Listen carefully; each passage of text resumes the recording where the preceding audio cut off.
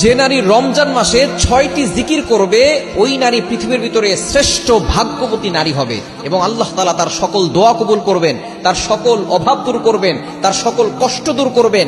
যদি তার স্বামী কথা না শুনে তার স্বামী কথা শুনবে, সন্তান কথা না শুনলে সন্তান কথা শুনবে। ওই নারীর থেকে ভাগ্যবতী নারী আর কেউ হতে পারবে না। এই 6টি জিকির হচ্ছে এই রমজান মাসে শ্রেষ্ঠ জিকির, আপনি অবশ্যই করার চেষ্টা করবেন।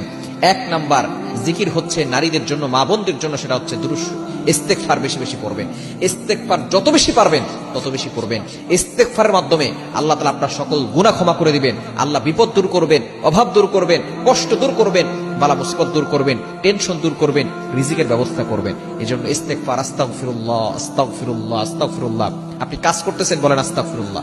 রোজা রেখে আপনার রোজা দামিও হবে, রমজানের সকল ফজিলত পাবেন। আপনার এই ইস্তেগফারের পরে দোয়া করলে সেই দোয়াও আল্লাহ তাআলা কবুল করবেন। 1 নাম্বার ইস্তেগফার। 2 নাম্বার দুরূদ শরীফ। যত বেশি পারেন দুরূদ শরীফের আমল করবেন।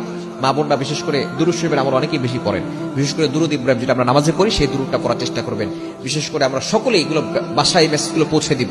দুরূদ শরীফের আমল যত বেশি করবেন তত বেশি আল্লাহ আপনাকে বিপদ থেকে হেফাজত করবেন, কষ্ট দূর করে দিবেন।